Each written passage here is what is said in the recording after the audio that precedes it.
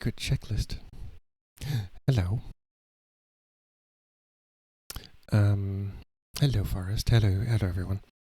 The ladder just automatically gets climbed by your little person. So they just wander around as part of it. I don't know why. Where are we? Oop, there we go.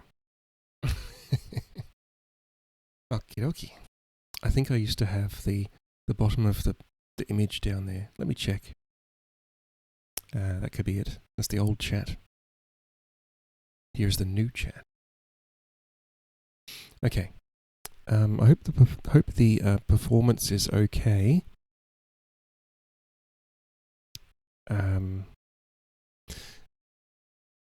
Yesterday I tried. Oh, good. Yesterday I tried recording locally, but I was recording with, the HEVC codec, which is the newer one. Twitch is still on the old H.264 codec. But, so yeah, I recorded that and it ended up being larger than the Twitch VOD. So I think it was because I was using GPU encoding, and now I'm using CPU encoding, which is more taxing on the CPU, but apparently it's a lot smaller and better compressed, because it's more flexible, so it can use other optimizations and things. I don't fully understand it. I just know that I'm trying it out.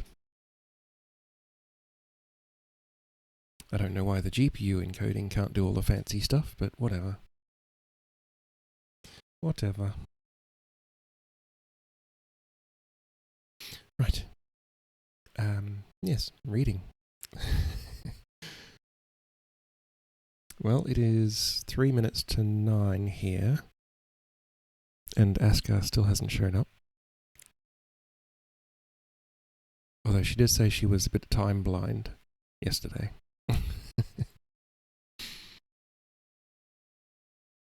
I will have to get Discord. I asked Acid to help me make one the end of last week, and she said, sure, no problem, and that's as far as it went.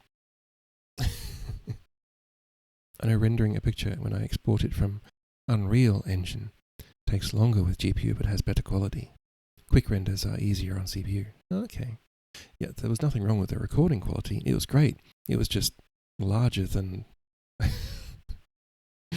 the Twitch VOD, which is like if I was going to upload to YouTube, I suppose, but I'm looking for like a third of that size. So yeah, we'll see how we go. I did a quick record yesterday, and I did some quick maths,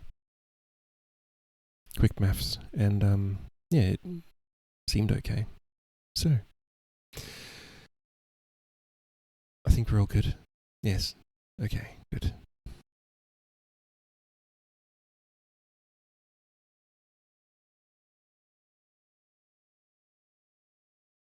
So we're up to chapter 9. That's the other thing I had to do, is get some more rubber bands for my shock mount. My very cheap shock mount. Seep. I've got that cup today.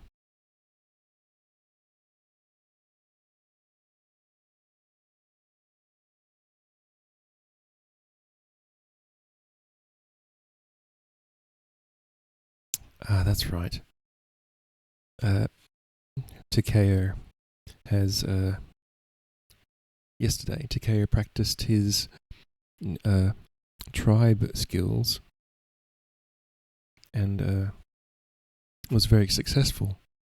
And Kenji said, well, now that you've proven your worth to the tribe, they're going to want to have you now. So Shigeru basically said, give us a week. And Takeo basically reaffirmed his desire to assassinate Aida, as I guess, revenge for his village and revenge for Shigeru.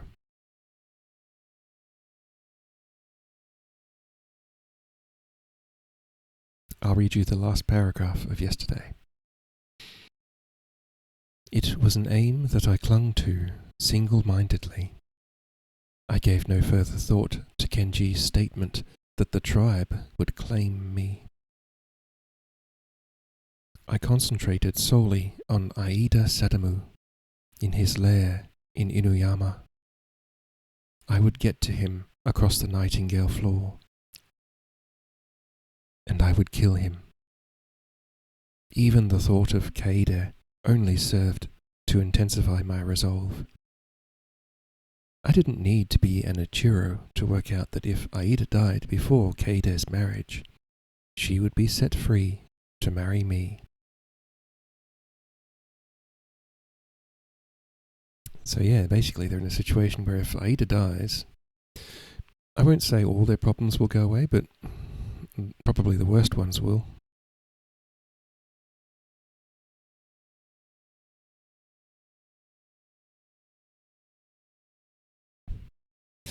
So we're up to chapter 9 of Across the Nightingale Floor.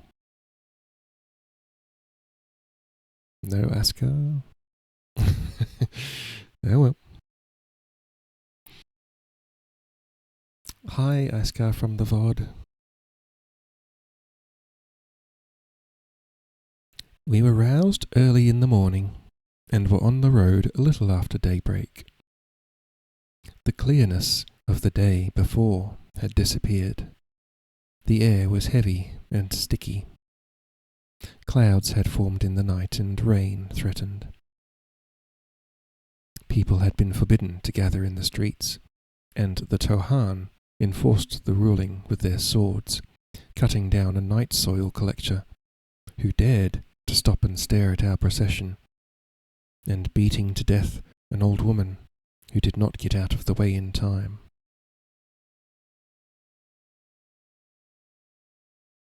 It was inauspicious enough to be travelling on the third day of the Festival of the Dead. These acts of cruelty and bloodshed seemed an added ill omens for our journey. The ladies were carried in palanquins, so I saw nothing of Kaede until we stopped for the midday meal. I did not speak to her, but I was shocked by her appearance. She was so pale. Her skin seemed transparent, and her eyes were dark-ringed. My heart twisted. The more frail she became, it seemed the more hopelessly I loved her. Shigeru spoke to Shizuka about her, concerned by her pallor. She replied that the movement of the palanquin did not agree with Kaede. It was nothing more than that. But her eyes flickered towards me, and I thought I understood their message. We were a silent group, each wrapped up in our own thoughts. The men were tense and irritable. The heat was oppressive. Only Shigeru seemed at ease, his conversation as light and carefree as if he were truly going to celebrate a longed-for wedding. I knew the Tohan despised him for it, but I thought it one of the greatest displays of courage I had seen. The farther east we went, the less damage from the storms we encountered. The roads improved as we approached the capital, and each day we covered more miles. On the afternoon of the 5th day, we arrived at Inuyama. Aida had made this eastern city his capital after his success at Yagahara, and had begun building the massive castle then. It dominated the town with its black walls and white crenellations, its roofs that looked as if they had been flung up into the sky like cloths. As we rode towards it, I found myself studying the fortifications, measuring the height of the gates and the walls. looking for footholds. Here I will go invisible. Here I will need grapples. I had not imagined the town would be so large, that there would be so many warriors on guard in the castle and housed around it. Abe reined his horse back, so he was alongside me. I'd become a favourite butt for his jokes and bullying humour. This is what power looks like, boy. You get it by being a warrior. Makes your work with the brush look pretty feeble, eh? I didn't mind what Abe thought of me, as long as he never suspected the truth. It's the most impressive place I've ever seen, Lord Abe. I wish I could study it closely, its architecture, its works of art. I'm sure that can be arranged, he said, ready enough to be patronizing now that he was safely back in his own city. Seshu's name still lives among us, I remarked, while the warriors of his age have all been forgotten. He burst out laughing. But you're no Seshu, are you? His contempt made the blood rise to my face, but I meekly agreed with him. He knew nothing about me. It was the only comfort I had. We were escorted to a residence close to the castle moat. It was spacious and beautiful. All the appearances suggested that Aida was committed to the marriage and to the alliance with the Otori. Certainly no fault could be found with the attention and honour paid to Shigeru. The ladies were carried to the castle itself, where they would stay at Aida's own residence, with the women of his household. Lady Maruyama's daughter lived there. I did not see Keide's face, but as she was carried away, she let her hand briefly appear through the curtain of the palanquin. In it, she held the scroll I had given her, the painting of my little mountain bird that she said made her think of freedom. Oh. A soft evening rain was beginning to fall, blurring the outlines of the castle, glistening on the tiles and the cobblestones. 2 geese flew overhead with a steady beating of wings. As they disappeared from sight, I could still hear their mournful cry. Abe returned later to the residence with wedding gifts and effusive messages of welcome from Lord Aida. I reminded him of his promise to show me the castle, pestering him and putting up with his banter, until he agreed to arrange it for the following day. Kenji and I went with him in the morning, and I dutifully listened and sketched, while first Abe, and then, when he grew bored, one of his retainers took us around the castle.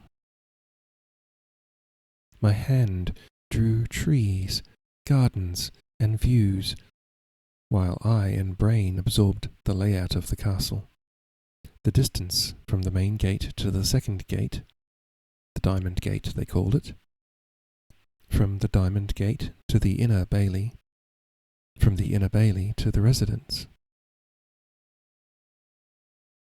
The river flowed along the eastern side. All 4 sides were moated. And while I drew, I listened, placed guards, both seen and hidden, and counted them. The castle was full of people. Warriors and foot soldiers, blacksmiths, fletchers and armourers, grooms, cooks, maids, servants of all kinds. I wondered where they all went at night, and if it ever became quiet. The retainer was more talkative than Abe, keen to boast about Aida, and naively impressed by my drawing. I sketched him quickly, and gave him the scroll.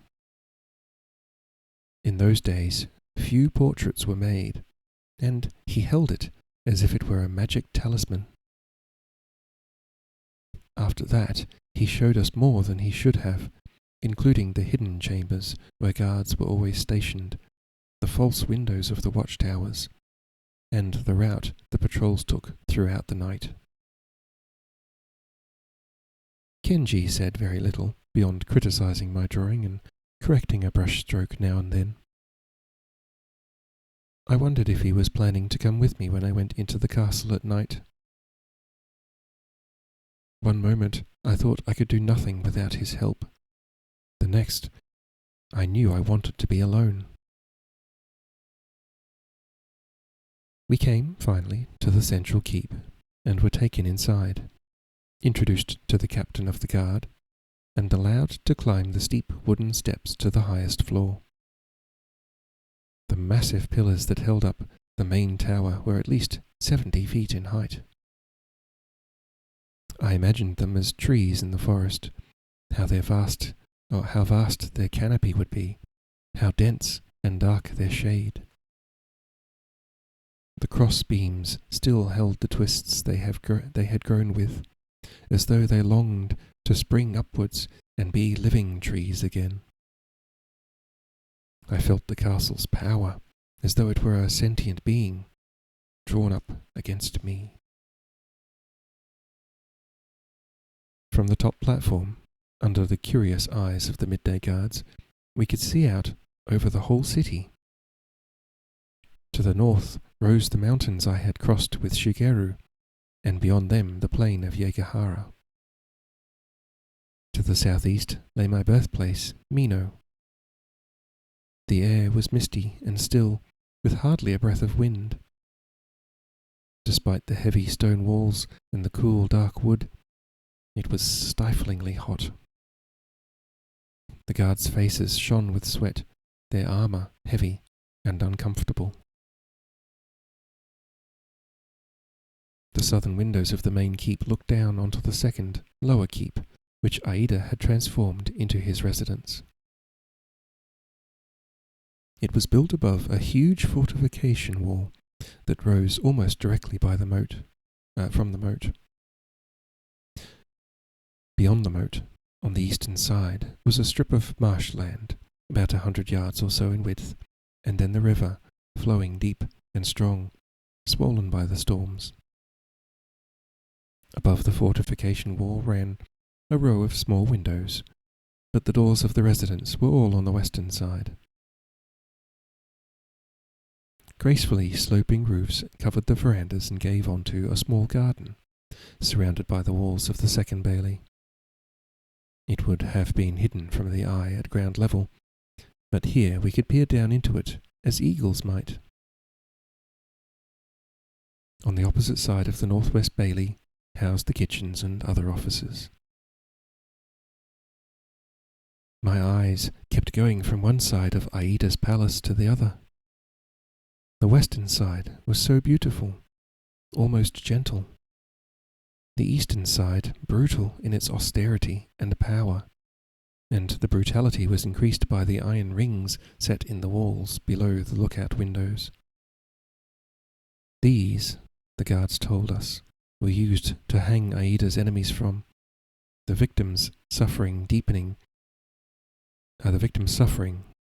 and enhancing his enjoyment of his power and splendour. As we descended the steps again, I could hear them mocking us, making the jokes I'd learned the Tohan always made at the Otori expense. That they prefer boys to girls in bed. They'd rather eat a good meal than have a decent fight. That they were seriously weakened by their addiction to hot springs, which they always pissed in. Their raucous laughter floated after us. Embarrassed, our companion muttered an apology. Assuring him we had taken no offence, I stood for a moment in the gateway of the inner bailey, ostensibly smitten by the beauty of the morning glory flowers that straggled over the stone walls of the kitchens. I could hear all the usual kitchen sounds, the hiss of boiling water, the clatter of steel knives, a steady pounding as someone made rice cakes, the shouts of the cooks and the servant girls' high-pitched chatter. But beneath all that, from the other direction, from within the garden wall, there was something else reaching into my ears. After a moment, I realized what it was. The tread of people coming and going across Aida's Nightingale Floor. "Can you hear that strange noise?" I said innocently to Kenji. He frowned. "What can it be?" Our companion laughed. "That's the Nightingale Floor." "The Nightingale Floor?" we questioned together. "It's a floor that sings. Nothing can cross it, not even a cat, without the floor chirping like a bird." "It sounds like magic," I said. "Maybe it is," the man replied, laughing at my credulity. "Whatever it is, his lordship sleeps better at night for his protection." "What a marvellous thing!" "I'd love to see it," I said. The man, still smiling, obligingly led us round the bailey to the southern side, where the gate to the garden stood open. The gate was not high, but it had a massive overhang, and the steps through it were set on a steep angle, so that they could be defended by one man. We looked through the gate to the building beyond. The wooden shutters were all open. I could see the massive, gleaming floor that ran the whole length of the building. A procession of maids bringing trays of food, for it was almost midday, stepped out of their sandals and onto the floor. I listened to its song, and my heart failed me. I recalled running so lightly and silently across the floor around the house in Haggy. This floor was 4 times its size, its song infinitely more complex. There would be no opportunity to practice. I would have one chance alone to outwit it.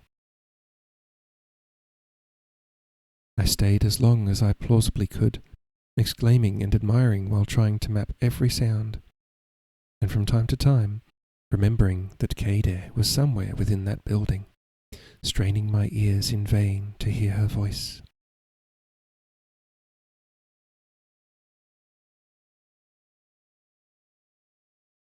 Eventually, Kenji said, come along, my stomach is empty.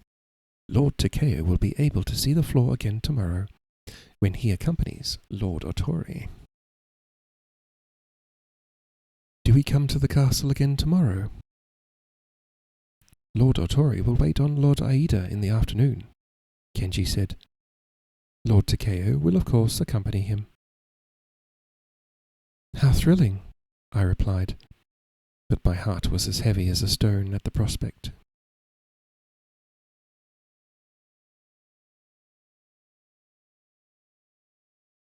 When we...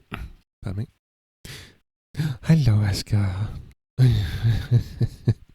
Only 20 minutes? Yay.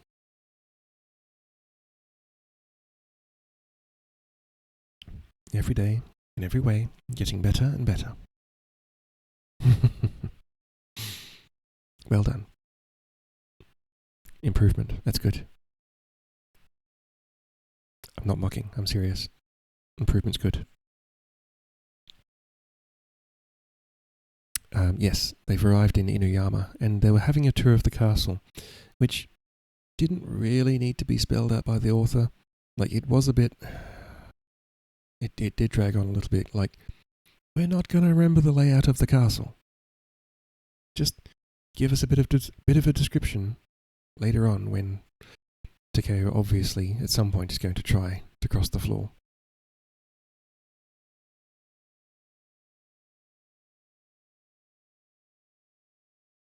Okay. When we returned to our lodging house, Lord Shigeru was looking at wedding robes. They were spread out over the matting, sumptuous, brightly coloured, embroidered with all the symbols of good fortune and longevity. Plum blossom, white cranes, turtles. My uncles have sent these for me, he said. What do you think of their graciousness, Takeo? It is extreme, I replied, sickened by their duplicity. Which should I wear, in your opinion? He took up the plum blossom robe, and the man who had brought the garments helped him put it on. That one's fine, Kenji said. Now let's eat. Lord Shigeru, however, lingered for a moment, passing his hands over the fine fabric, admiring the delicate intricacy of the embroidery. He did not speak, but I thought I saw something in his face. Regret, perhaps, for the wedding that would never take place. And maybe, when I recall it now, premonition of his own fate. So Takeo wrote this from the future. Oh well, he's recalling the past. Is that what this book is?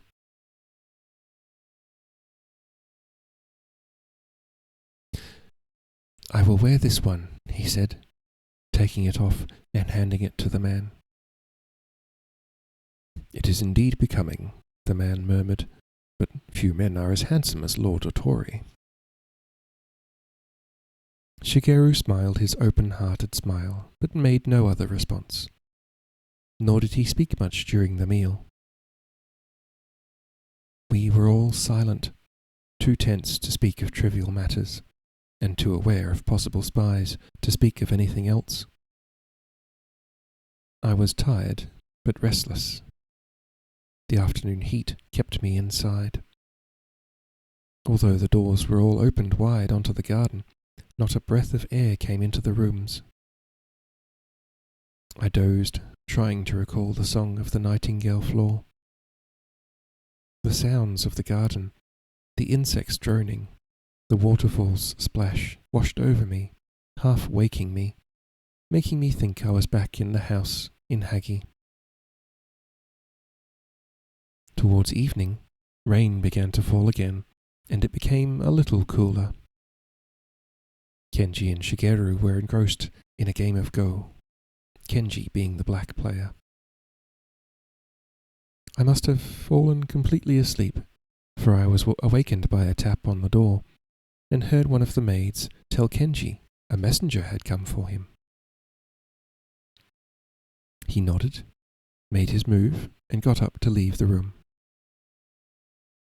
Shigeru watched him go, then studied the board, as though absorbed only in the problems of the game. I stood, too, and looked at the layout of the pieces. I had watched the two of them play many times, and always Shigeru proved the stronger player. But this time I could tell the white pieces were under threat. I went to the cistern and splashed water on my face and hands. Then, feeling trapped and suffocated inside, I crossed the courtyard to the main door of the lodging house and stepped out into the street. Kenji stood on the opposite side of the road, talking to a young man who was dressed in the running clothes of a messenger. Before I could catch what they were saying, he spotted me, clapped the young man on the shoulder, and bade him farewell. He crossed the street towards me, dissembling, looking like my harmless old teacher. But he would not look me in the eye, and in the moment before he'd seen me I felt that the true Muto Kenji had been revealed, as it had been once before. The man beneath all the disguises, as ruthless as Yato. Or was it Jato? I can't remember. The sword. They continued to play Go until late into the night. I could not bear to watch the slow annihilation of the white player, but I could not sleep. either, my mind full of what lay ahead of me, and plagued too by suspicions of Kenji. The next morning he went out early, and while he was away, Shizuka came, bringing wedding gifts from Lady Maruyama. Concealed in the wrapping were 2 small scrolls. One was a letter which Shizuka passed to Lord Shigeru. He read it, his face closed and lined with fatigue. He did not tell us what was in it, but folded it and put it in the sleeve of his robe.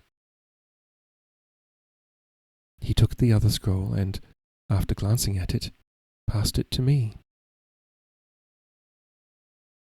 The words were cryptic, but after a few moments I grasped their meaning. It was a description of the interior of the residence, and clearly showed where Aida slept. "Better to burn them, Lord Otori," Shizuka whispered. "I will. What other news?" "May I come closer?" she asked, and spoke into his ear, so quietly that only he and I could hear. "Arai is sweeping through the southwest. He has defeated the Noguchi, and is within reach of Inuyama." "Aida knows this?" "If not, he soon will. He has more spies than we do." "And Terayama? Have you heard from there?" "They are confident they can take Yamagata without a struggle, once Aida—" Shigeru held up a hand, but she had already stopped speaking. "Tonight, then," he said briefly. "Lord Otori," Shizuka bowed. "Is Lady Shirakawa well?" he said in a normal voice, moving away from her. "I wish she were better," Shizuka replied quietly. "She does not eat or sleep." My heart had stopped beating for a moment when Shigeru had said, "Tonight." Then it had taken on a rapid but measured rate, sending the blood powering through my veins. I looked once more at the plan in my hand, writing its message into my brain. The thought of Kaede, her pale face, the fragile bones of her wrists, the black mass of her hair, made my heart falter again. I stood up and went to the door to hide my emotion. "I deeply regret the harm I am doing her," Shigeru said.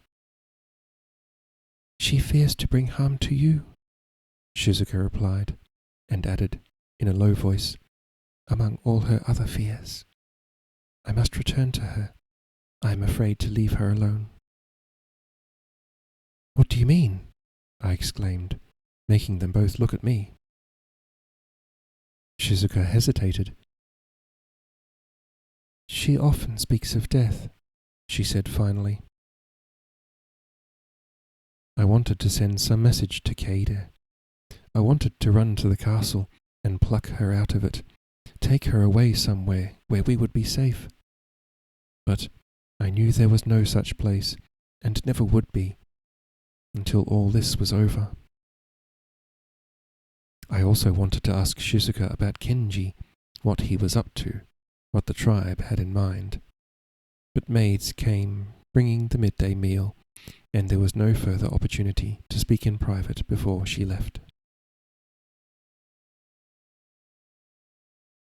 We spoke briefly of the arrangements for the afternoon's visit while we ate. Afterwards, Shigeru wrote letters, while I studied my sketches of the castle. I was aware of his gaze often on me, and felt there were many things he still wished to say to me, but he did not say them. I sat quietly on the floor, looking out onto the garden, letting my breathing slow, retreating into the dark, silent self that dwelled within me, setting it loose so that it took over every muscle, sinew, and nerve. My hearing seemed sharper than ever. I could hear the whole town, its cacophony of human and animal life, joy, desire, pain and grief. I longed for silence, to be free of it all. I longed for night to come. Kenji returned, saying nothing of where he had been. He watched silently as we dressed ourselves in formal robes with the Otori crest on the back.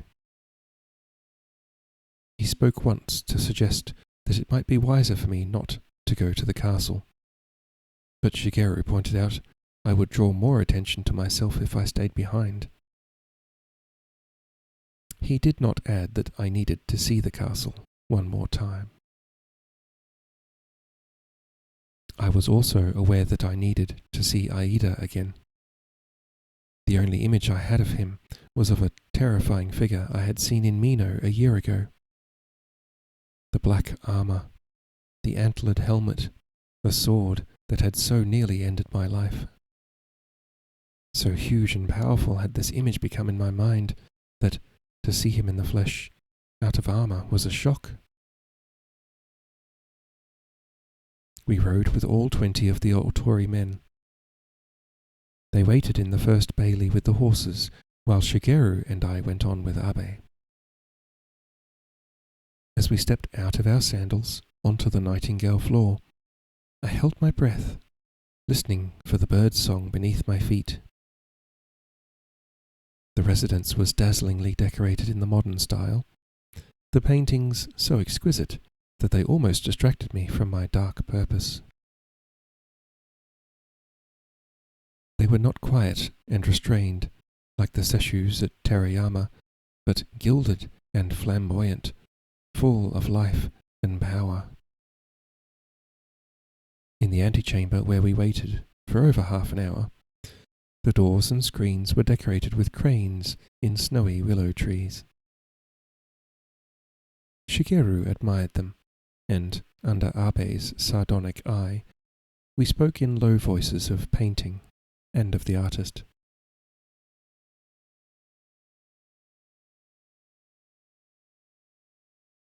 To my mind, these are far superior to Seshu, the Tohan Lord said.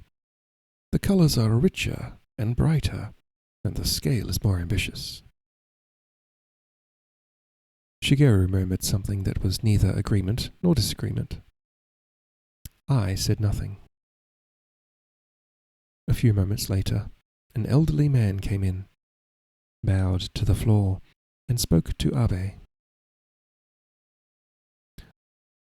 Lord Aida is ready to receive his guests.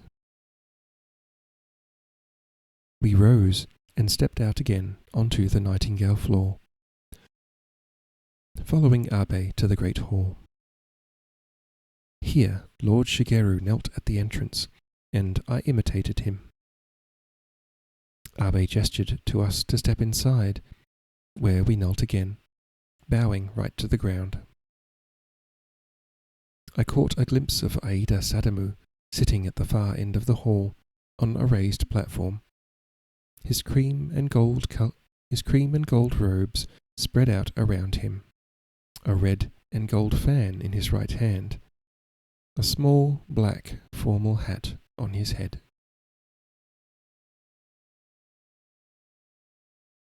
He was smaller than I remembered, but no less imposing. He seemed 8 or 10 years older than Shigeru, and was about a head shorter. His features were ordinary, apart from the fine-shaped eyes that betrayed his fierce intelligence. He was not a handsome man, but he had a powerful, compelling presence. My old terror leaped fully awake inside me. There were about 20 retainers in the room, all prostrate on the floor. Only Aida and the little page boy on his left sat upright. There was a long silence. It was approaching the hour of the monkey. There were no doors open, and the heat was oppressive. Beneath the perfumed robes lay the rank smell of male sweat. Out of the corner of my eye I could see the lines of concealed closets, and from them I heard the breathing of the hidden guards, the faint creak as they shifted position. My mouth was dry. Lord Aida spoke at last. "Welcome, Lord Otori. This is a happy occasion, a marriage, an alliance." His voice was rough and perfunctory, making the polite forms of speech sound incongruous in his mouth. Shigeru raised his head and sat unhurriedly. He replied equally formally, conveyed greetings from his uncles and the entire Otori clan. "I am happy that I may be of service to two great houses." It was a subtle reminder to Aida that they were of equal rank by birth and blood. Aida smiled entirely mirthlessly and replied, "Yes, we must have a peace between us. We do not want to see a repeat of Yegahara." Shigeru inclined his head. What is past is past. I was still on the floor, but I could see his face in profile. His gaze was clear and straightforward, his features steady and cheerful.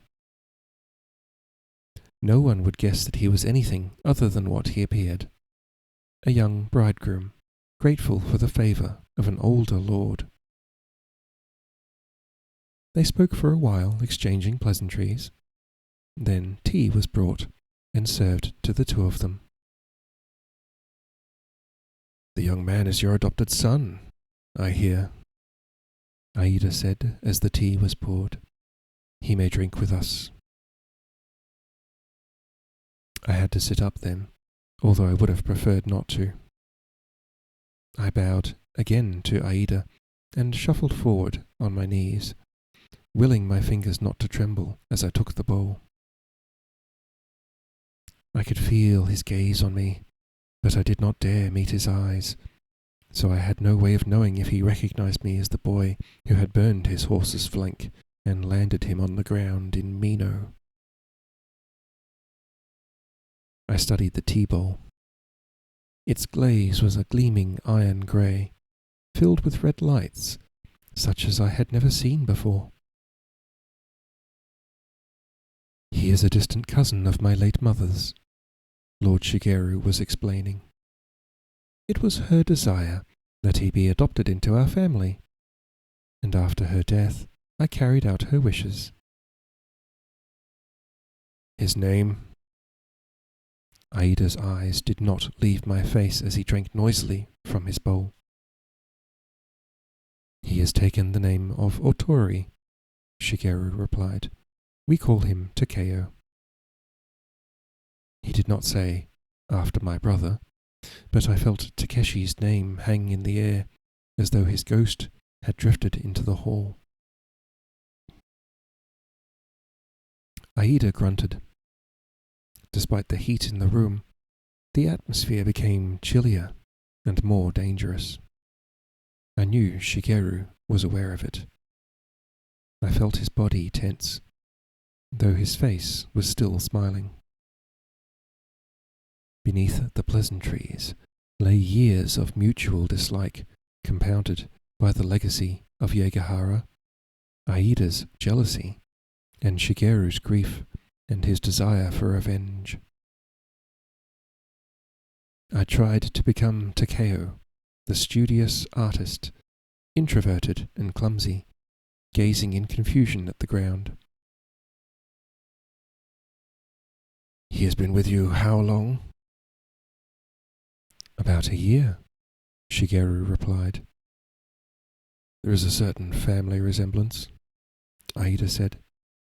"Ando, would you not agree?" He was addressing one of the retainers, who knelt sideways to us, The man raised his head and looked at me. Our eyes met, and I knew him at once.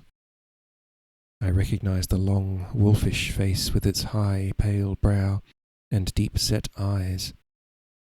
His right side was hidden from me, but I did not need to see it to know that his right arm was missing, lopped off by Jato in Otori Shigeru's hand.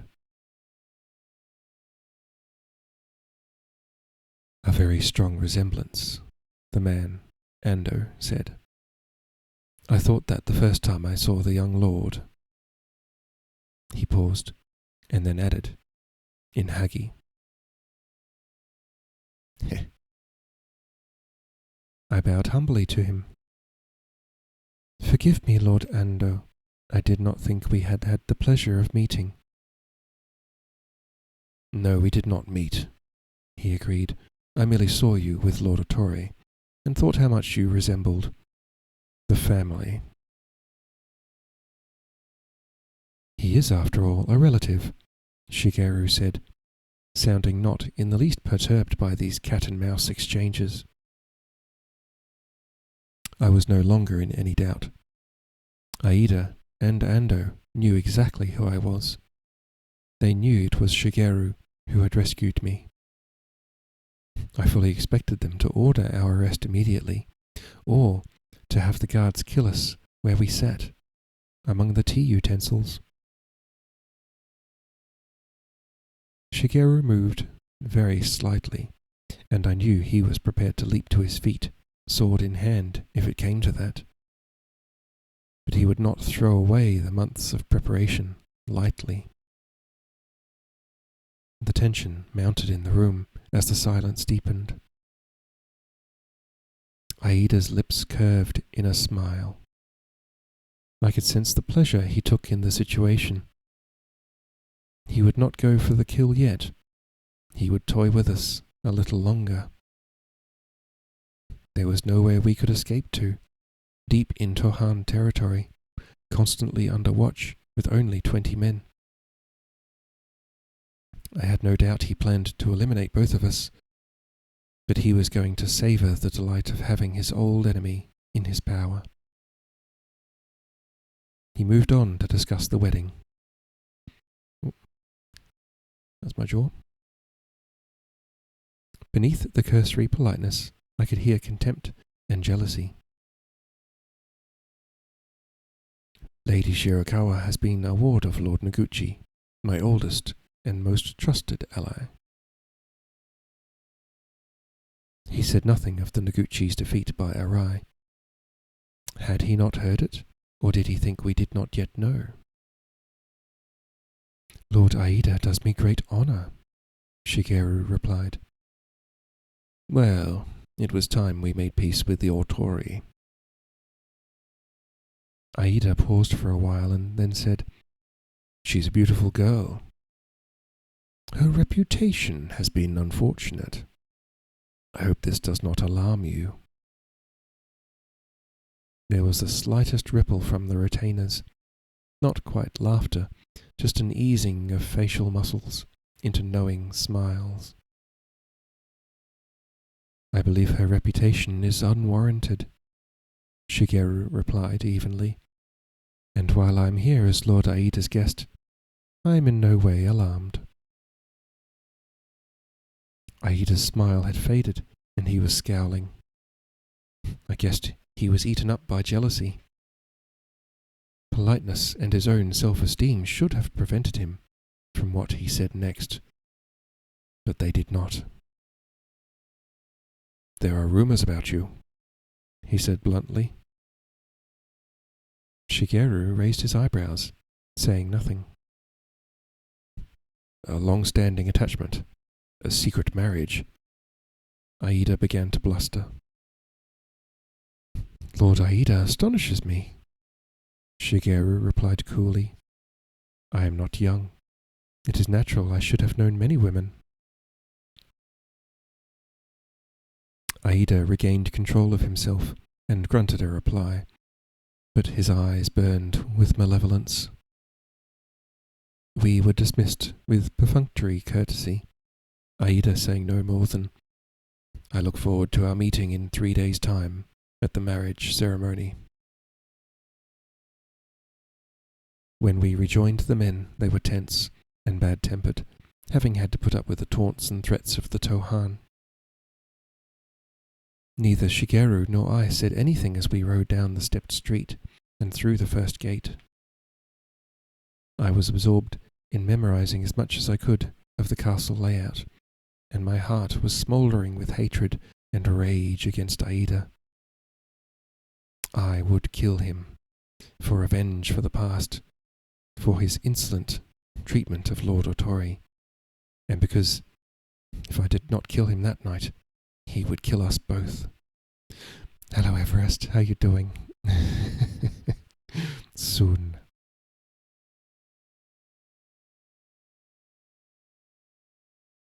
The sun was a watery orb in the west as we rode back to the lodging house where Kenji awaited us. There was a slight smell of burning in the room. He had destroyed the messages from Lady Maruyama while we were away. He studied our faces. "Takeo was recognized," he said. "Put me to sleep with your voice, Salty." "No worries, Everest." Shigeru was taking off the formal robes.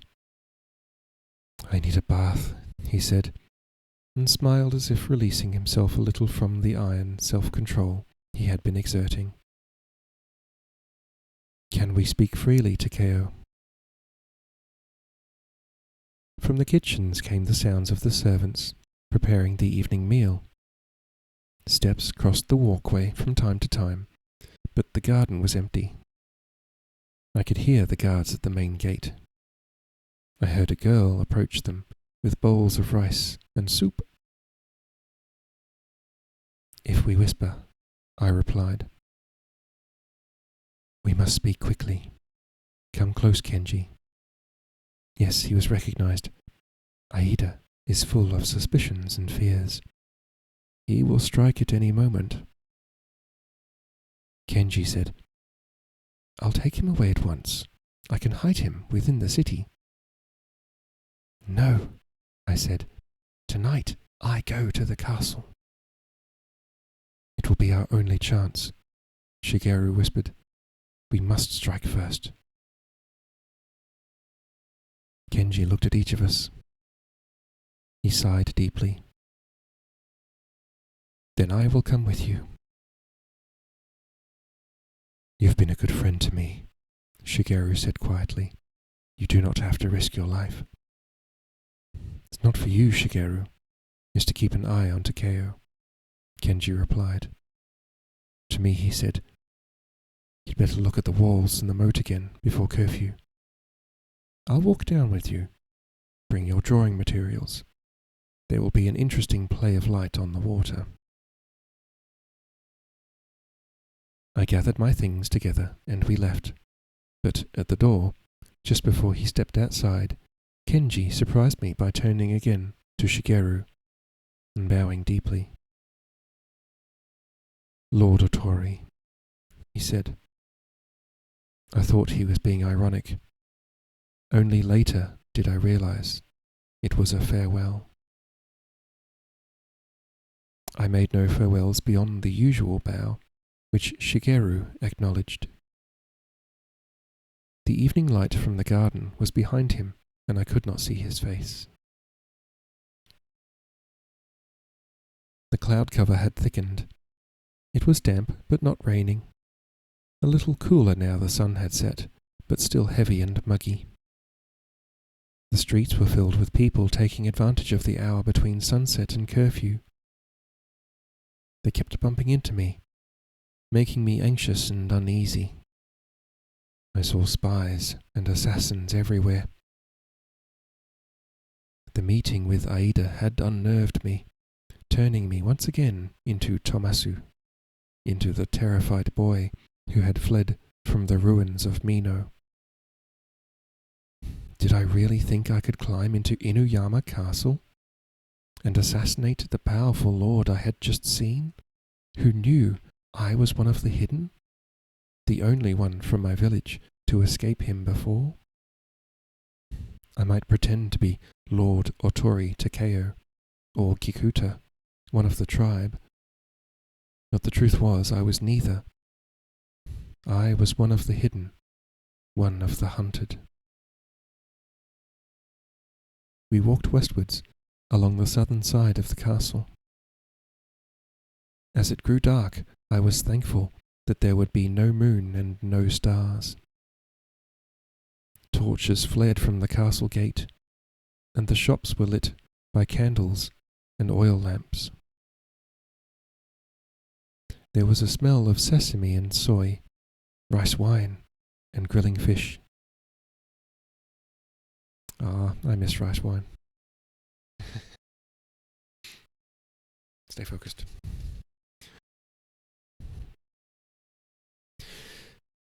Despite everything, I was hungry.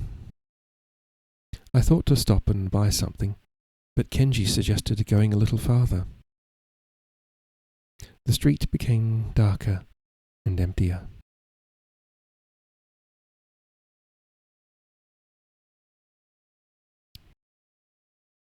Now, I could hear some wheeled vehicle rumbling over cobblestones, and then the sounds of a flute. There was something unspeakably eerie about it. The hairs on the back of my neck stood up in warning. "Let's go back," I said, and at that moment a small procession emerged from an alley in front of us. I took them for street performers of some sort. An old man wheeled a cart with decorations and pictures on it. A girl was playing the flute, but she let it fall when she saw us. 2 young men came out of the shadows holding tops, one spinning, one flying. In the half-light they seemed magical, possessed by spirits. I stopped. Kenji stood right behind me. That fucker. "Hello, Zelda. How you doing?" Another girl stepped towards us, saying, "Come and look, Lord." I recognized her voice, but it was a couple of moments before I placed her. That's good. I know what he's up to. He's been sus the whole time. I recognized her voice, but it was a couple of moments before I placed her. Then I jumped backwards, evading Kenji and leaving my second self by the cart. It was the girl from the inn at Yamagata, the girl of whom Kenji had said, "She's one of us." To my surprise, one of the young men followed me, taking no notice of my image. I went invisible, but he guessed where I was. I knew for certain then. These were tribe, come to claim me, as Kenji had said, had known they would. I dropped to the ground, rolled, slid beneath the cart, but my teacher was on the other side. Et tu, Kenji? I tried to bite his hand, but his other one came up to my jaw, forcing it away. I kicked him instead, went limp in his grasp, tried to slide through his fingers, but all the tricks I knew, he had taught me. "Be quiet, Takeo," he hissed. "Stop struggling. No one's going to hurt you." "All right," I said, and went still. He loosened his grip, and in that moment I got away from him. I pulled my knife from my sash, but the 5 of them were fighting in earnest now. One of the young men fainted at me, making me back up to the cart. I slashed out at him and felt the knife strike bone. Then I cut one of the girls.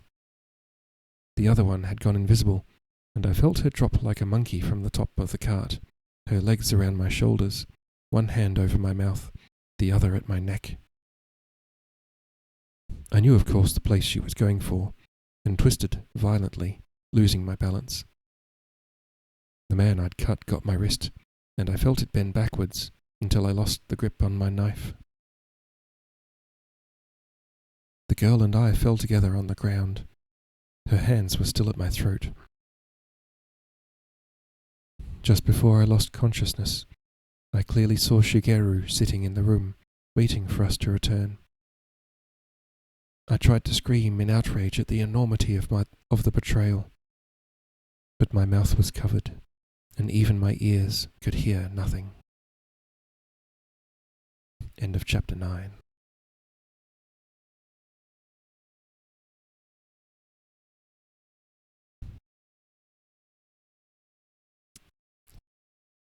Fucker. That's the best way to describe him. Kenji, that is.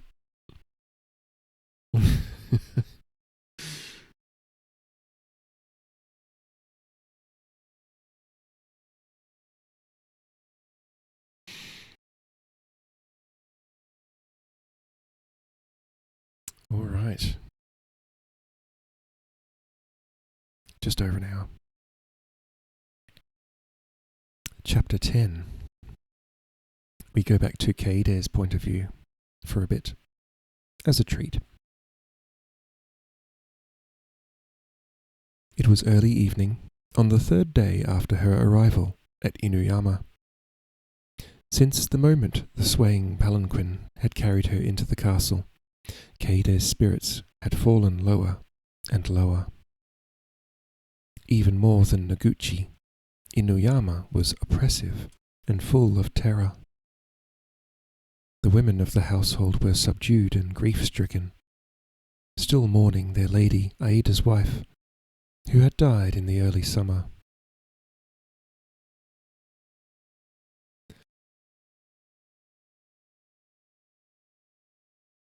Keide had only seen their lord briefly, but it was impossible not to be aware of his presence. He dominated the residence, and everyone moved in fear of his moods and rages. No one spoke openly. Congratulations were mouthed to her by women with tired voices and empty eyes, and they prepared her wedding robes with listless hands. She felt doom settle over her. Lady Maruyama, after her initial joy at seeing her daughter, was preoccupied and tense. Several times she seemed inclined to take Keide into her confidence, but they were rarely alone for long. Keide spent the hours trying to recall all the events of the journey, trying to make some sense out of the undercurrents that swirled around her. But she realized she knew nothing. Nothing was as it seemed, and she could trust no one, not even Shizuka, despite what the girl had told her. For her family's sake, she must steel herself to go through with the marriage to Lord Otori. She had no reason to suspect that the marriage would not go ahead as planned, and yet she did not believe in it. It seemed as remote as the moon. But if she did not marry, if another man died on her account, there would be no way out for her but her own death. She tried to face it with courage, but to herself she could not pretend.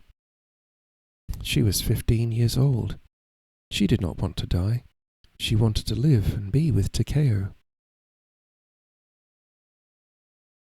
The stifling day was slowly drawing to an end, the watery sun casting an eerie reddish light over the town.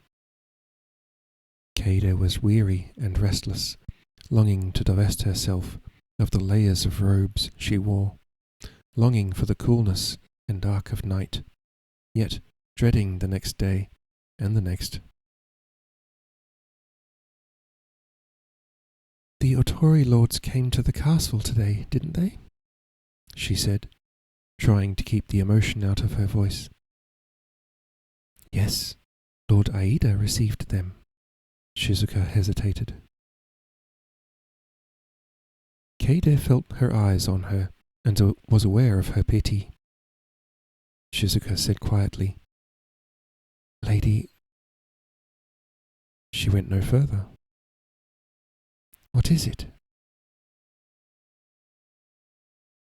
Shizuka began to speak brightly of wedding clothes as two maids passed by outside, their feet making the floor sing. When the sound had died away, Keida asked, "What were you about to say?" "You remember I told you that you could kill someone with a needle? I'm going to show you how. You never know. You might need it." Where's Kitty? Kitty wanted to hear about this bit.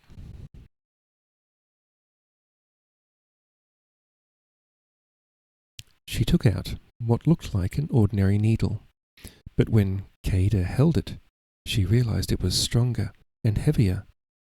A miniature weapon. Shizuka demonstrated how to drive it into the eye or into the neck. "Now hide it in the hem of your sleeve. Be careful, don't stick yourself with it." Keida shuddered, half appalled, half fascinated. "I don't know if I could do it." "You stabbed a man in rage," Shizuka said. "You know that?" "Arai told me. In rage or fear, humans don't know what they're capable of. Keep your knife with you at all times." "I wish we had swords, but they are too hard to conceal. The best thing, if it comes to a fight, is to kill a man as soon as possible and take his sword." "What's going to happen?" Keida whispered. "I wish I could tell you everything, but it's too dangerous for you. I just want you to be prepared." Keida opened her mouth to question her further, but Shizuka murmured, "You must be silent. Ask me nothing, and say nothing to anyone. The less you know, the safer you are." Keida had been given a small room at the end of the residence, next to the larger room where the Aida women were, with Lady Maruyama and her daughter.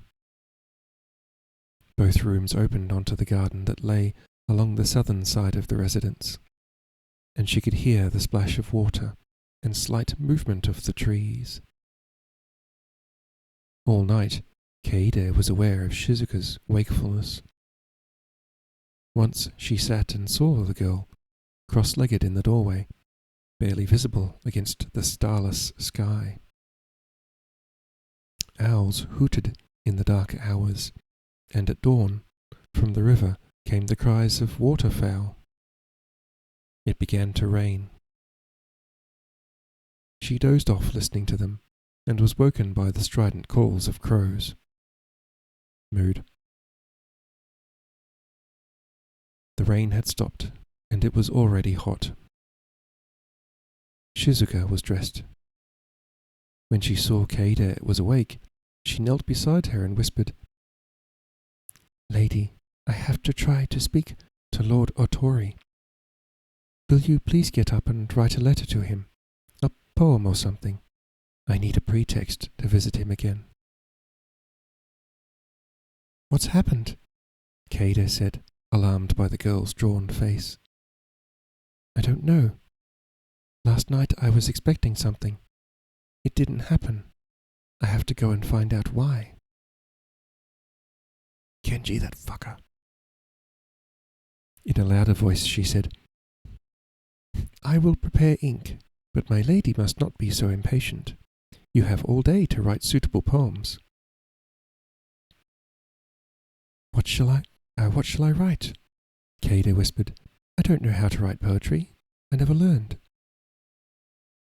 "It doesn't matter. Something about married love, mandarin ducks, the clematis and the wall."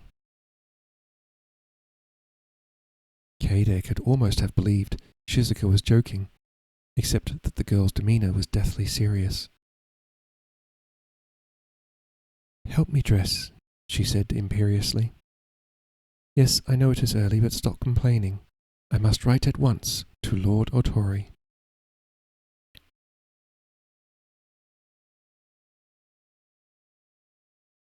Shizuka smiled encouragingly at her, forcing her mouth in her pale face. She wrote something, she hardly knew what, and in the loudest voice possible told Shizuka to hurry to the Otori lodging house with it. Shizuka went with a show of reluctance, and Kaede heard her complain quietly to the guards, heard their laughter in response. She called for the maids to bring her tea, and, when she had drunk it, she sat gazing out onto the garden, trying to calm her fears, trying to be as courageous as Shizuka. Every now and then her fingers went to the needle in her sleeve, or to the smooth, cool handle of the knife inside her robe.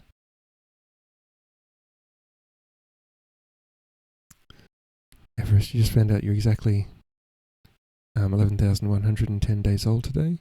Tomorrow you'll be 11,111 days old, which will be a cool number. Very cool, Everest.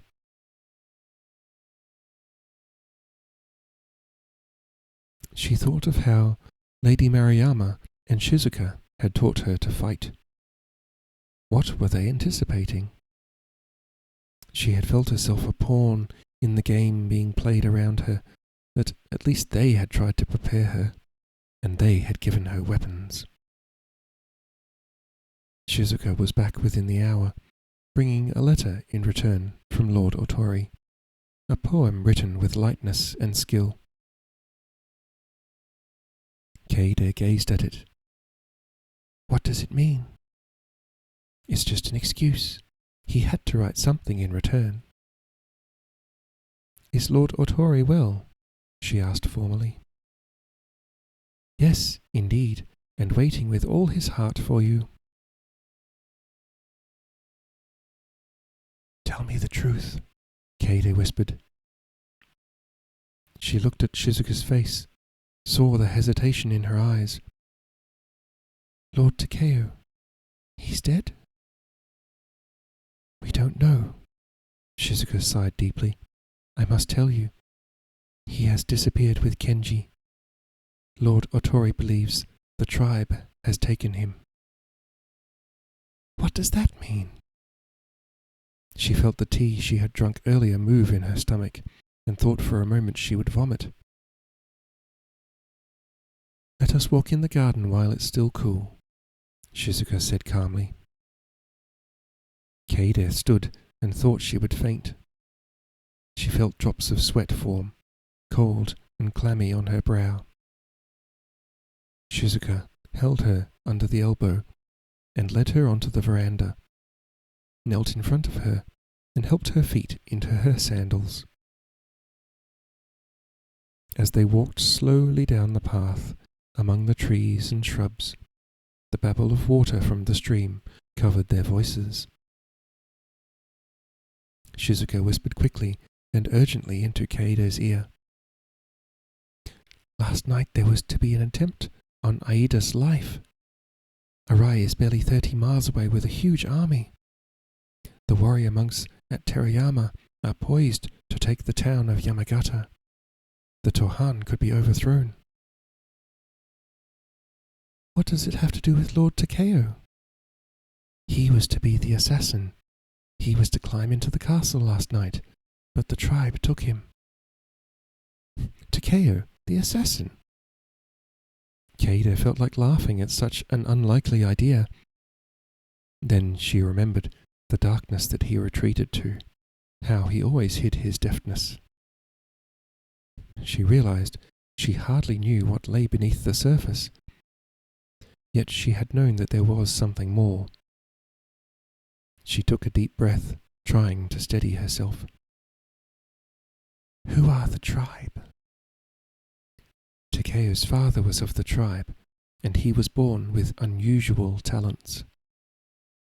Like yours, Kaede said flatly, and your uncle's. Far greater than either of us, Shizuka said. But you are right, we are also from the tribe. You are a spy? An assassin? Is that why you pretend to be my servant?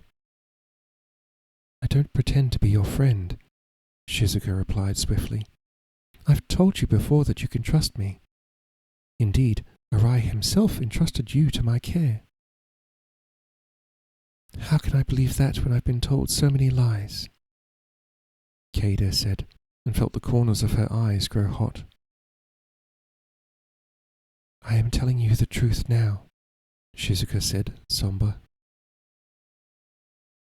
Kaede felt the faintness of shock sweep over her, and then recede a little, leaving her calm and lucid. My marriage to Lord Otori, was that arranged to give him a reason to come to Inuyama? Not by him. On his part, the marriage was made a condition of Takeo's adoption. But once he had agreed to it, he saw it would give him a reason to bring Takeo into the Tohan stronghold.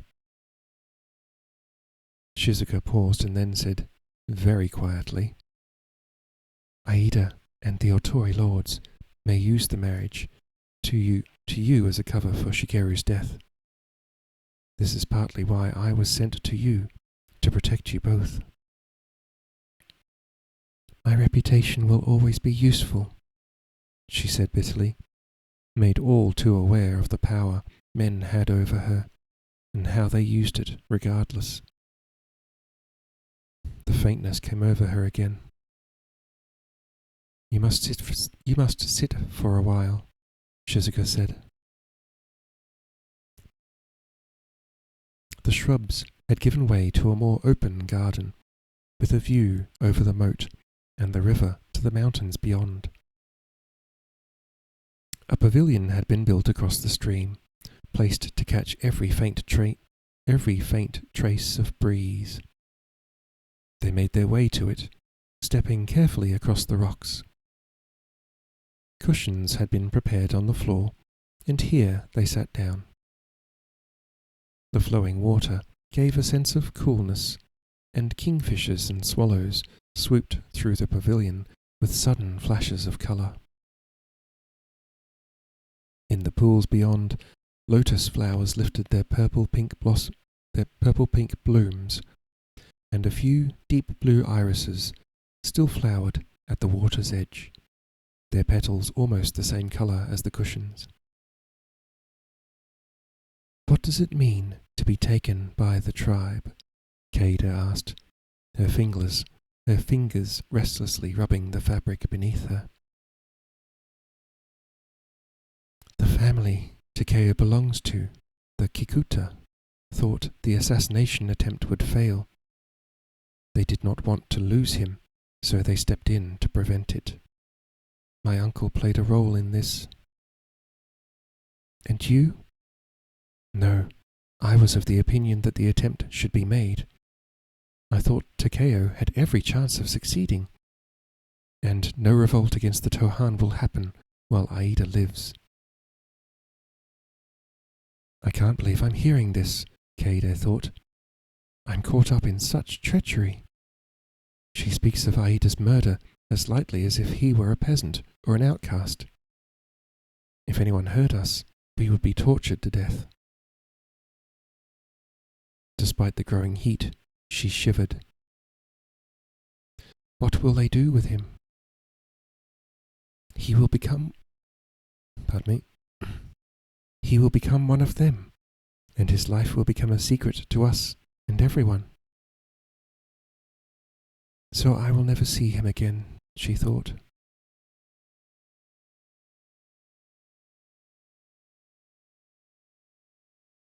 They heard voices coming from the path, and a few moments later, Lady Maruyama, her daughter, Mariko, and her companion, Sachi, came across the stream and sat down with them. Lady Maruyama looked as pale as Shizuka had earlier, and her manner was in some indefinable way changed. She had lost some of her rigid self-control. She sent Mariko and Sachi a little way off to play with the shuttlecock toy the girl had brought with her. Kaede made an effort to converse normally. Lady Mariko is a lovely girl. She has no great beauty, but she is intelligent and kind," her mother replied. "She takes more after her father. Maybe she is lucky. Even beauty is dangerous for a woman. Better not to be desired by men." She smiled bitterly and then whispered to Shizuka, "We have very little time. I hope I can trust Lady Shirakawa." "I will say nothing to give you away," Kaede said in a low voice. "Shizuka, tell me what happened." "Takeo was taken by the tribe. That is all Lord Shigeru knows." "I never thought Kenji would betray him. It must have been a bitter blow." "He said it was always a desperate gamble. He blames no one. His main concern now is your safety, yours and the child's." Kaide's first thought was that Shizuka meant the daughter, Mariko, but she saw the slight flush in Lady Maruyama's face. She pressed her lips together, saying nothing. "Lady Maruyama's preggers. She's pregnant."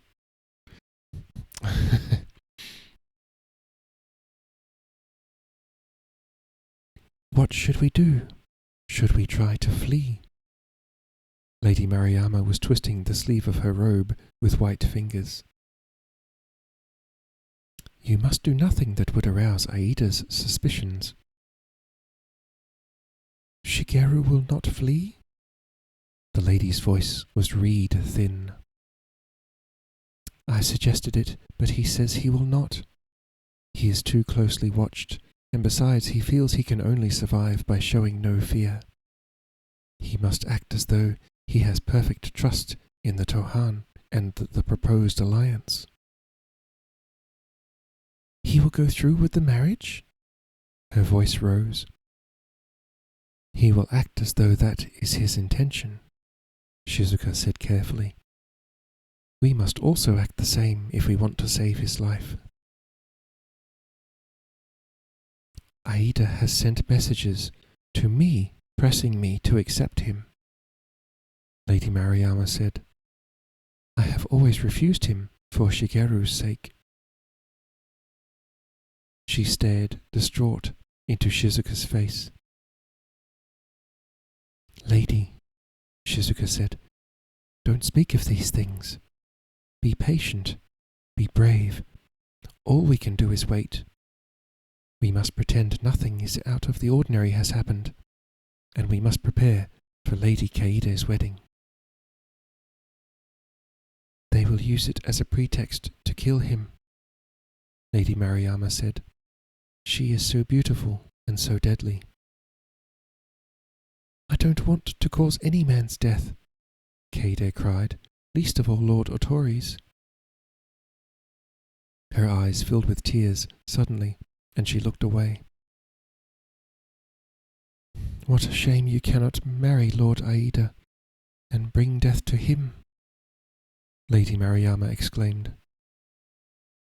Kaede flinched as though she had been slapped.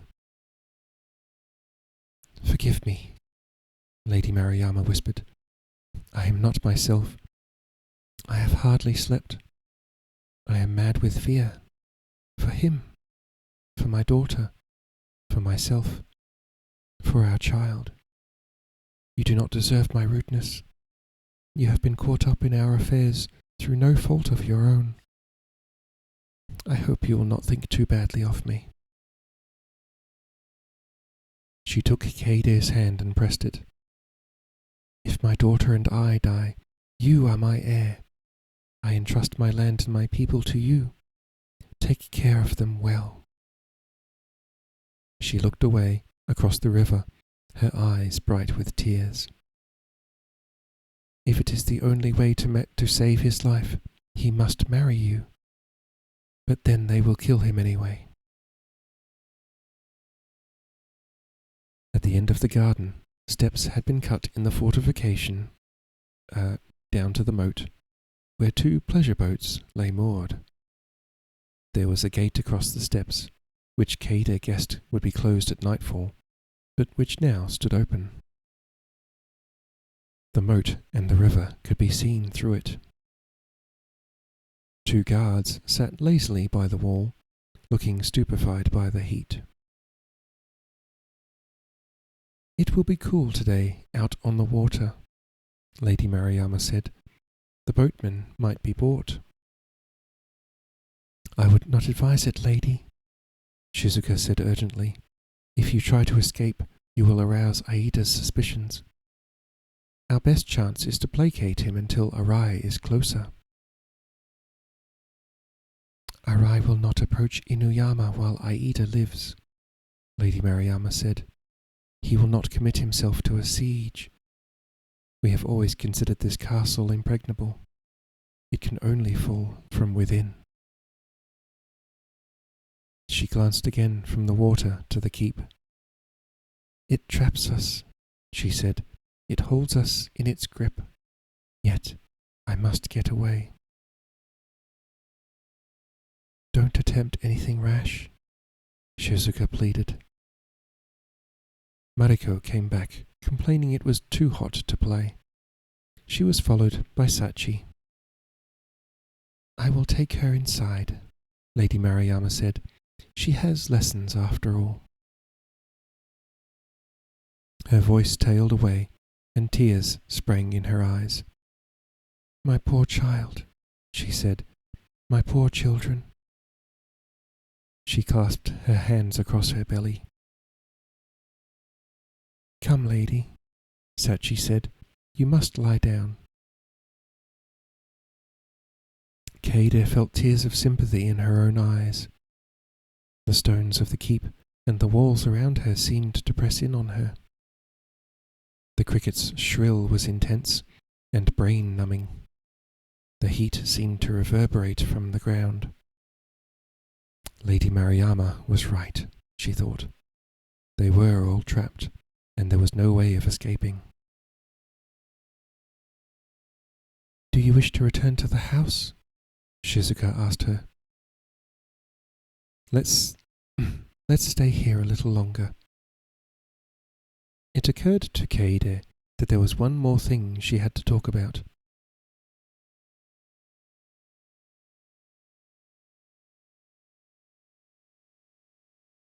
"Shizuka, you seem able to come and go. The guards trust you." Shizuka nodded. "I have some skills of the tribe in this respect." "Out of all the women here, you are the only one who could escape." Kaede hesitated, not sure how to phrase what she felt she must say. Finally, she said abruptly, "If you want to leave, you must go. I do not want you to stay on my account." Then she bit her lip and looked swiftly away, for she did not see how she could survive without the girl she had come to depend on.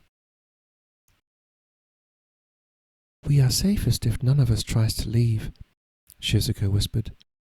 "But apart from that, it is out of the question. Unless you order me to go, I will never leave you. Our lives are bound together now." She added, as if to herself, "It is not only men who have honour." "Lord Arai sent you to me," Kaede said, "and you tell me you are of the tribe, who asserted their power over Lord Takeo. Are you really free to make such decisions? Do you have the choice of honour?"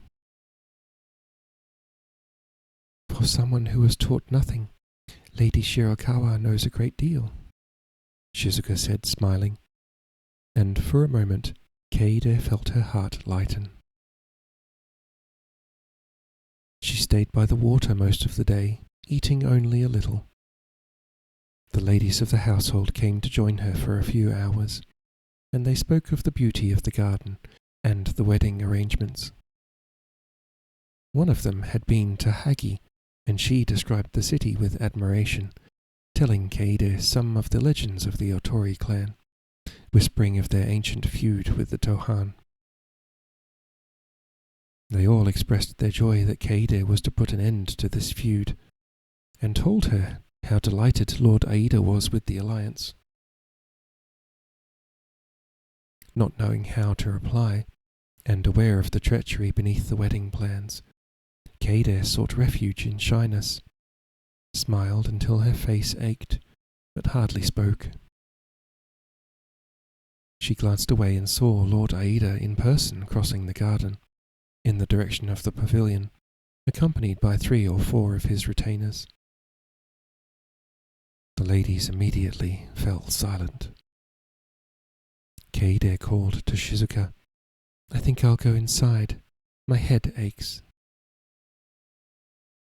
"I will comb out your hair and massage your head," Shizuka said, and indeed the weight of her hair seemed intolerable to Keide. Her body felt sticky and chafed beneath the robes. She longed for coolness, for night. However, as they moved away from the pavilion, Lord Abe left the group of men and strode towards them. Shizuka immediately dropped to her knees, and Keide bowed to him, though not as deeply. "Lady Shirokawa," he said, "Lord Aida wishes to speak to you." Trying to hide her reluctance, she returned to the pavilion, where Aida was already seated on the cushions. The women had withdrawn and were engaged in looking at the river. Keide knelt on the wooden floor, lowering her head to the ground, aware of his deep eyes, pools of molten iron sweeping over her. "You may sit up," he said briefly. His voice was rough, and the polite forms sat uneasily on his tongue. She felt the gaze of his men, the heavy silence that had become familiar to her, the mixture of lust and admiration. "Shigeru is a lucky man," Aida said, and he heard both threat and malice in the men's laughter. She thought he would speak to her about the wedding or about her father, who had already sent messages to say he could not attend due to his wife's illness. His next words surprised her. "I believe Arai is an old acquaintance of yours." "I knew him when he served Lord Noguchi," she replied carefully.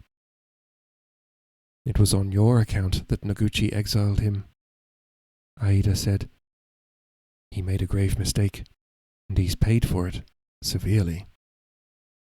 Now it seems I'm going to have to deal with Arai on my own doorstep." He sighed deeply. "Your marriage to Lord Otori comes at a very good time."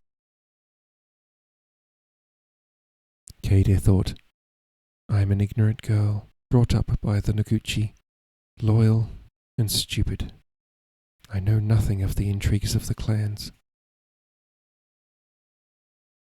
She made her face doll-like and her voice childish. "I only want to do what Lord Aida and my father want for me." "You heard nothing on your journey of Arai's movements? Shigeru did not discuss them at any time?" "I have heard nothing from Lord Arai since he left Lord Noguchi," she replied. "Yet they say he was quite a champion of yours." She dared to look up at him through her eyelashes. "I cannot be held responsible for the way men feel about me, Lord." Their eyes met for a moment. His look was penetrating, predatory. She felt he also desired her, like all the others, piqued and tantalized by the idea that involvement with her brought death. Revulsion rose in her throat. She thought of the needle concealed in her sleeve, imagined sliding it into his flesh. "No," he agreed, "nor can we blame any man for admiring you." He spoke over his shoulder to Abe, You were right. She is exquisite. It was as if he spoke of an inanimate piece of art. You were going inside? Don't let me detain you. I believe your health is delicate. Lord Aida. She bowed to the ground again and shuffled backwards to the edge of the pavilion. Shizuka helped her to her feet, and they walked away. Neither of them spoke until they were back in the room. Then Keida whispered, He knows everything. No, Shizuka said, taking up the comb and beginning to work on Keida's hair. He is not sure. He has no proof of anything. You did well. Her fingers massaged Keida's scalp and temples. Some of the tension began to ease. Keida leaned back against her. I would like to go to Hagi. Will you come with me? If that comes to pass, you won't need me, Shizuka replied, smiling. I think I will always need you, Keida said. A wistful note crept into her voice. Maybe I would be happy with Lord Shigeru if I hadn't met Takeo, if he did not love... Shush. Shizuka sighed, her fingers working and stroking. We might have had children. Keida went on, her voice dreamy and slow. None of that is going to happen now, yet I must pretend it will. We are on the brink of war, Shizuka whispered. We do not know what will happen in the next few days, let alone the future. Where would Lord Takeo be now, do you know? If he is still in the capital, in one of the secret houses of the tribe, but they may or have already moved him out of the fief. Will I ever see him again? Keida said, but she didn't expect an answer, nor did Shizuka give her one. Her fingers worked on. Beyond the open doors, the garden shimmered in the heat, the crickets more strident than ever. Slowly the day faded, and the shadows began to lengthen. End of chapter 10. Let's have a look how long this chapter is.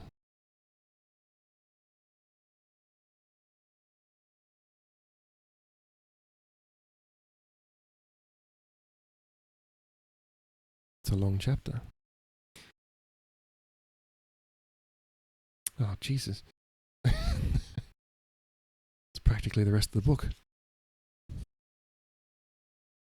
That's an exaggeration, but... Okay. So the next chapter is going to go back to Takeo's point of view. However, I don't think I could read it tonight. I'm a little bit eepy. I don't know why. Although I didn't sleep great last night. I say night, I meant this morning. Yeah, the dog was a bit restless, and so Dad didn't get any sleep either, and so, Dad was a bit sick this morning, and yeah, anyway. That's okay, Asker. I hope you enjoyed. Day sleepers, yeah, well, morning sleepers anyway. I should start going to bed a bit earlier rather than, going to bed in the morning. Although it is winter time, or coming up to winter time now, so Brisbane doesn't wake as early as it usually does. Freaking summertime in Brisbane, everyone's up at freaking 4 a.m. I'm just like... I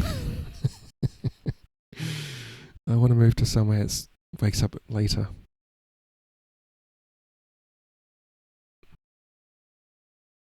Anyway. I just found out the old invoice from the back of the book slipped out. I bought this book in 2003 from Angus and Robertson Book World for $30. which was a bit pricey back then, but it's a hardcover, so Melbourne's calling your name, I know, right? But yes, it was worth it, because I bought this book basically when it was published, so, well, pretty soon after it was published. I can't find the blurb that's usually in the book. Doesn't seem to have one, which I thought was interesting. They usually have like a whole, copyright thing. But this book doesn't have one, which I thought was very odd. They don't have a... Oh wait, there it is. Found it. It's in the back. Hidden. So it's odd that it was in the back.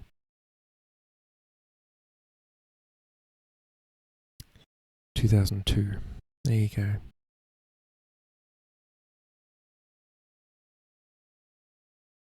Oh, it's even got little tags. Supernatural fiction, Japan fiction. Printed in Australia. Yay.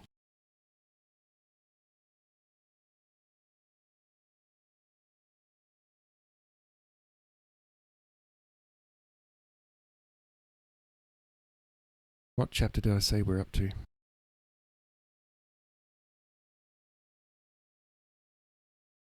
think we're up to chapter 11. Right, good.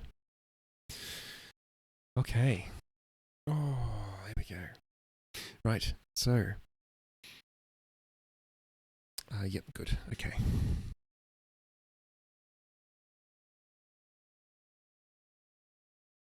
Tomorrow, probably no stream. I already had 3 streams this week. The VODs are available for your viewing pleasure. And I hope the stream has been good. I've been trying out CPU encoding in my recording. And it, honestly, I haven't even noticed the CPU twitch, so I don't know what it's doing. Hopefully it's recording. It says it's recording. And yeah, we'll compare the file sizes. Right. Yeah. Ari hasn't started yet. I was hoping for... That's okay. Let's have a little browse, shall we? Alyssa is on. I have never rated Alyssa before. I like Alyssa. Thank you for the stream. No worries, Aska. I'm glad to read to you and to everyone else and to all the lovely VOD watchers as well. I know who I'm going to shout out today. It's another fellow story reader who reads on my Sunday night or Monday morning. Her Sunday day. It is Pixie Pizzazz. Yay. Glory to you and your house. Glory to you, Pixie. Yes, Pixie reads on Sundays and sometimes plays kids' games. She's been busy lately, so she's not sure when she'll stream, but I love Pixie Pizza, yes. Can't remember who called her Pixie Pizza. That's funny. But, yes, so Sundays she reads story time. She's been reading Goosebumps. It was you, Oscar. Oh, that's too funny. I kind of like the name Pixie Pizza.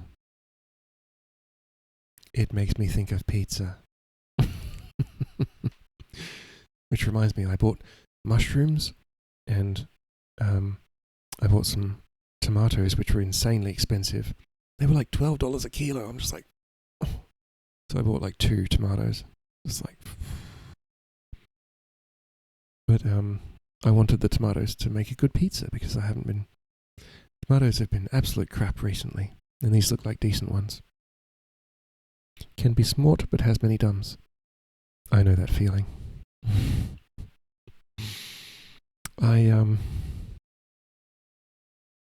I've been around the internet a bit, but I'm still naive when it comes to certain things. Let's see what Alyssa's doing. I'm going to raid Alyssa, probably. Alyssa is playing Stardew Valley, which is a cozy game, and she's wearing a hat. She's wearing a cat hat. Oh my god, that's perfect. Okay, we're going to be brave and raid someone new today. I don't think I've raided Alyssa before. Alyssa is a friend of Ari's and Friendo's. And she's a lovely person to listen to. I should hang out in her stream more often. /raid ELYSA. Alyssa. Alyssa's raid settings do not allow you to raid it this time. Damn. Okay, well that's... Never mind, we're not raiding Alyssa.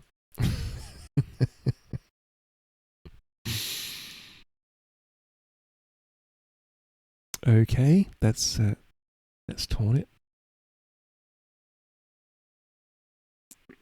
Who's in my recommended then?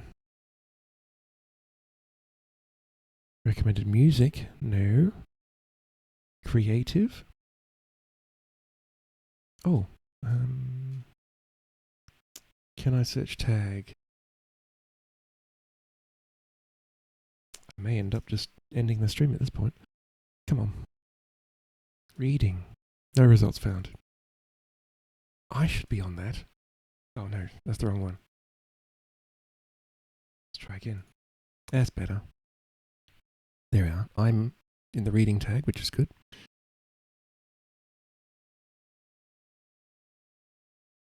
I'm the only one reading with the reading tag.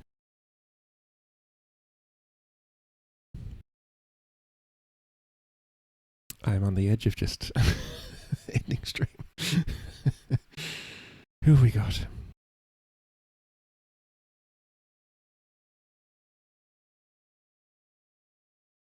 Who's on my recommended? What about Littles? What's Littles up to? SMH. Yeah. Little's playing The Witcher.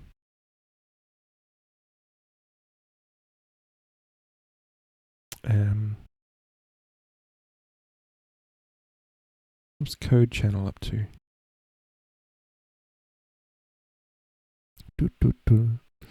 Code Channel is playing Sega.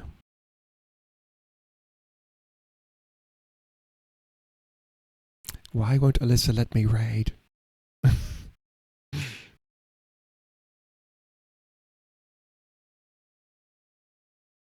Oh, Jigo. What's Jigo up to?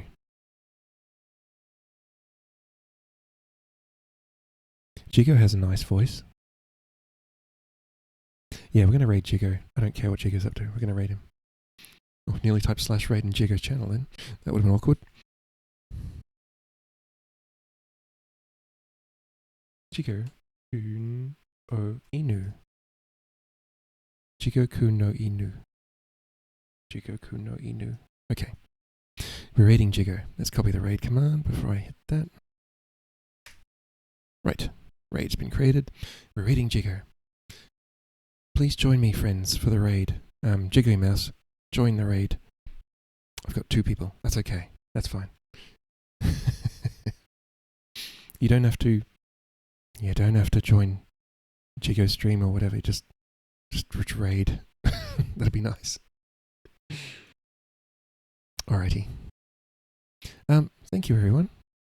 And I will see you... if I don't see you next Tuesday, then before.